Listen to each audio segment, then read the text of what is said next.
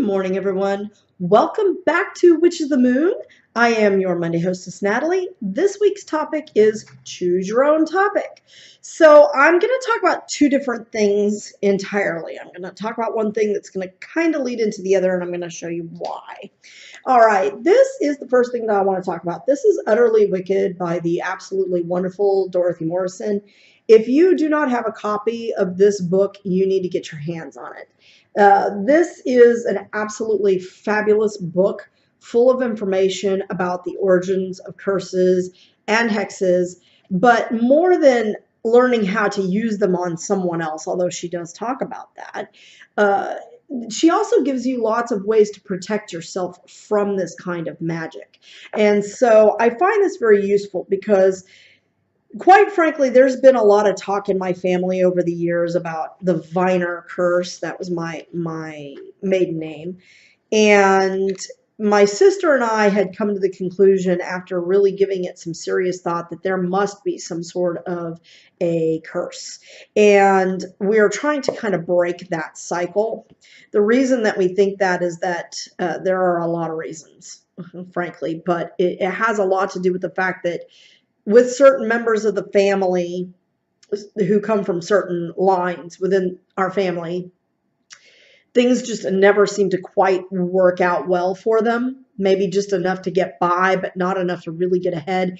Even ideas that we've had that have subsequently made other people lots of money never seem to get off the ground for us.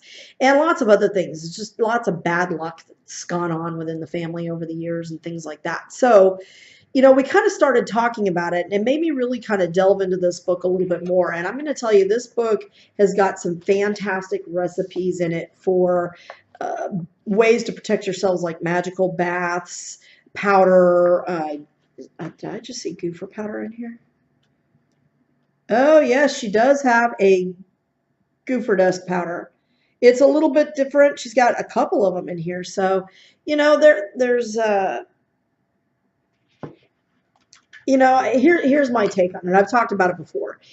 I'm not specifically Wiccan, so I don't hold to the rule of three. Now, I do think that, based on general physics and science, when you throw a rock into a pond, the waves fan out and they eventually come back to the source. So I do believe that some of what you send out is going to come back to you in some way, and I think you need to be prepared for that. But I'm also not necessarily against using this type of magic to protect yourself or protect your home. But what really got my attention about this was some of the powders that she had using to clean your home. And one of the things that she kind of drives home in this book is that organization and cleanliness, a lot of people use the expression that cleanliness is next to godliness. I don't necessarily think that's very far off key. I do think that there's a certain mindset that goes along with being organized that allows you to be a far more successful person. And the best example I can give to that would be Benebell. And if you don't know who she is, you need to figure out who she is. But I have been striving greatly in the last couple of years to better my organizational skills. I've always had to be organized highly in certain areas of my life, like those that were related to my schoolwork and those related to my job. I have to maintain a certain level of organization to be able to keep on top of those and do them well.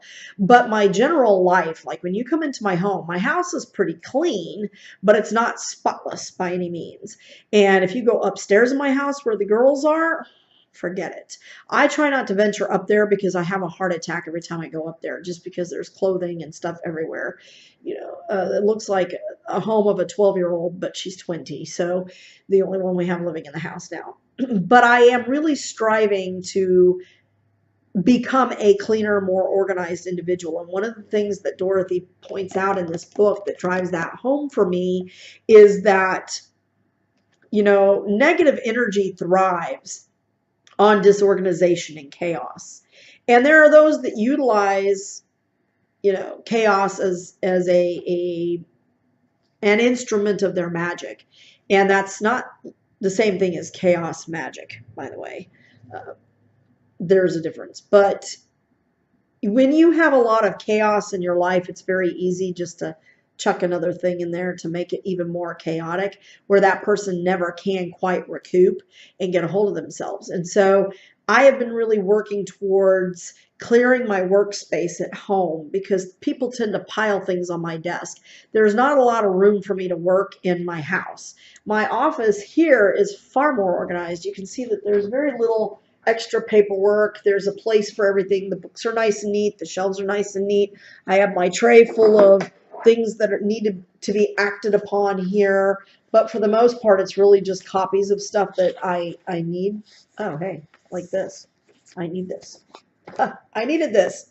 So it's one of those things where it's not necessarily disorganized, but it's not as neat as I would like, but it's definitely neater than it is at my house. I mean, my house goes from a state of organized to total chaos like that. And especially this time of the year, because I feel totally displaced. We have to move my desk entirely to a new area of the room in order to put up the Christmas tree.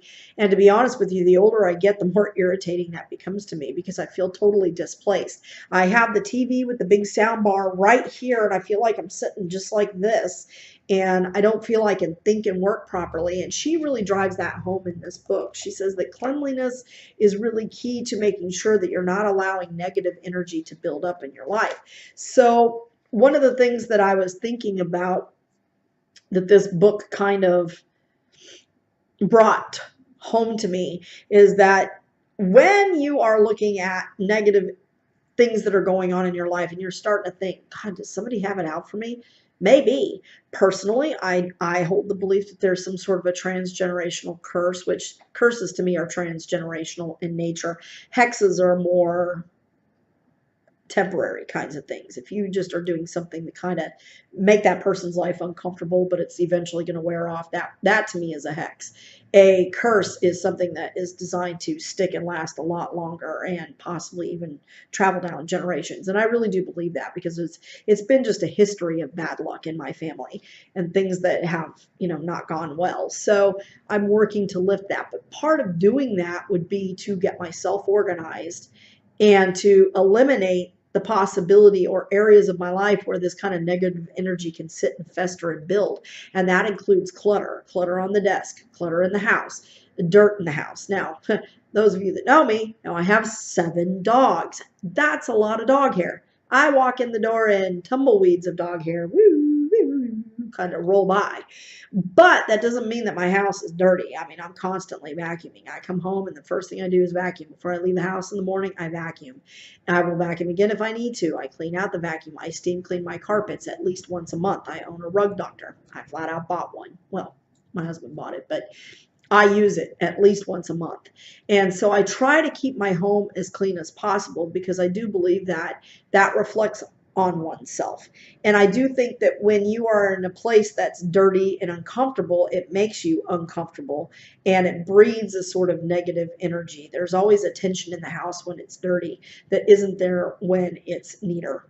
So I think she hits on something that's really key here, and that's that if you have an excess of negative energy, make sure that you're not allowing that to perpetuate itself by keeping piles of clutter.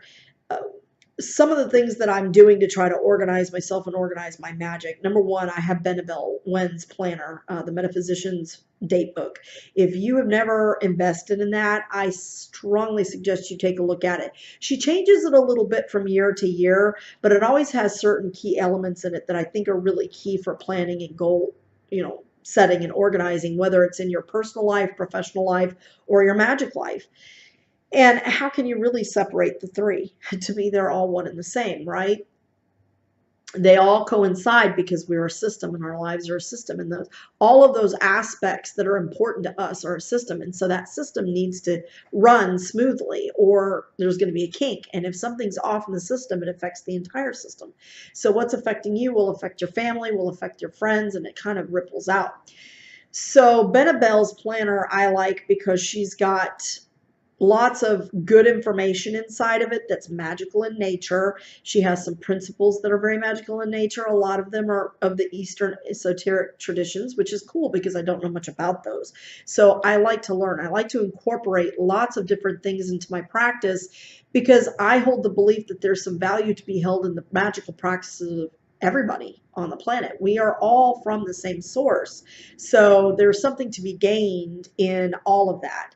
But at the same time, you know, if you're incorporating all this stuff and there's no organization to it, it's just chaos.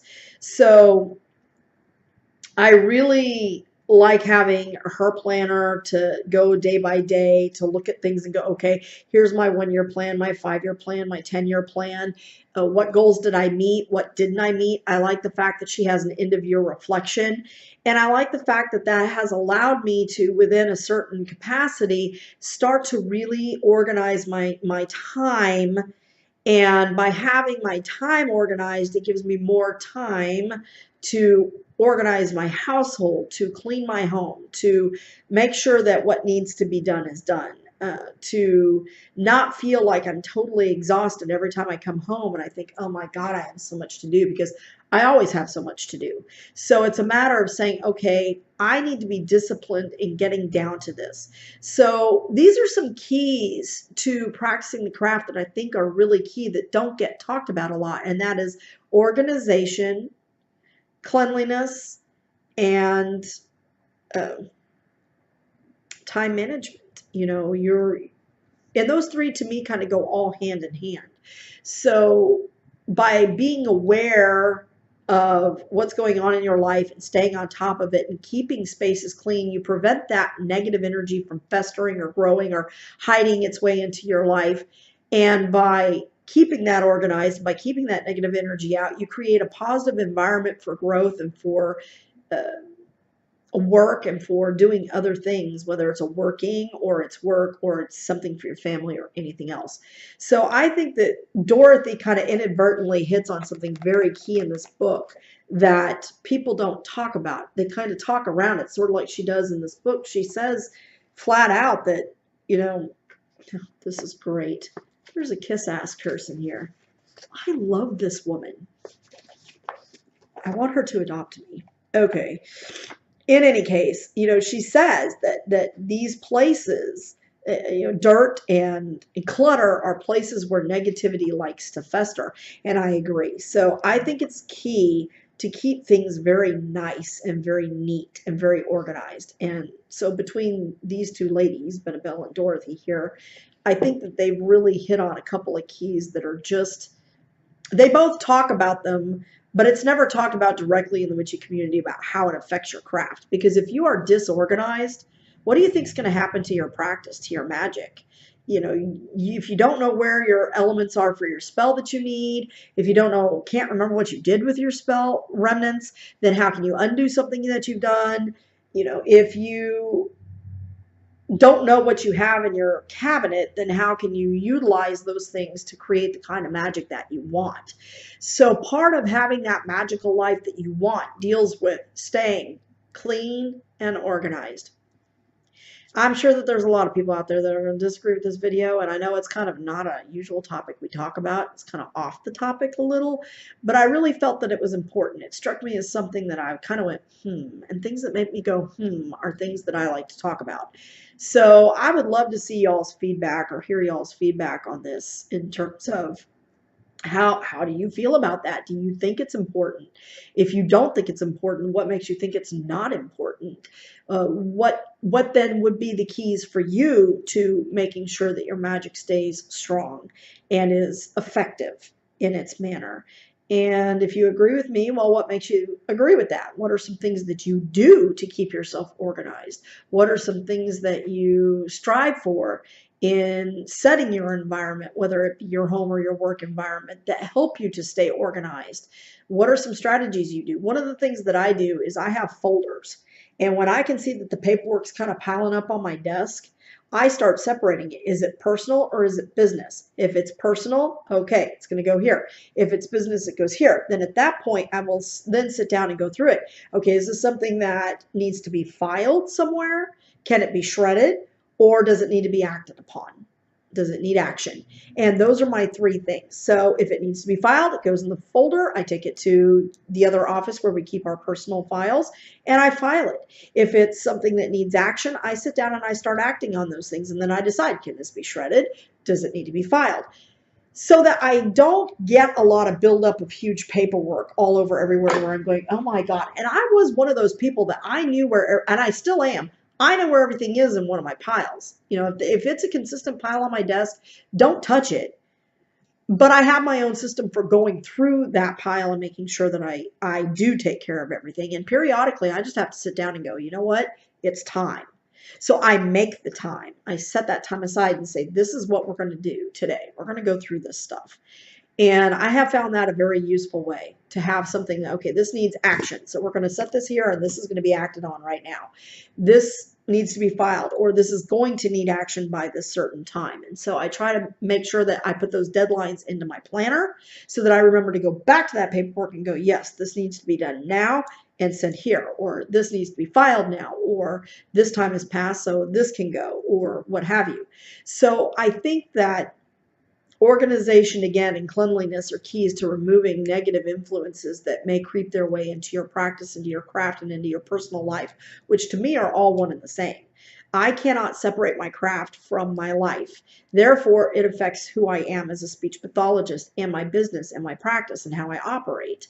Now, it may not be something I openly discuss with my clients, but I don't hide it either. I have my jewelry. I don't hide it. When people ask me a question, I try to answer directly and honestly. And, you know, if I lose a client, I lose a client, but that's their loss because I'm a damn good speech pathologist and I work hard at being so. So, you know, I do what I can. You don't click with everybody. But I try to make myself better by keeping those things straight. So that's my spiel for this week. Next week, I'll be covering something different also because next week is our share spell. So as I hinted in the previous video, I'm going to be sharing something that I'm working on. So thank you so much for watching. I hope you all have a wonderful new year, and we'll see you next year.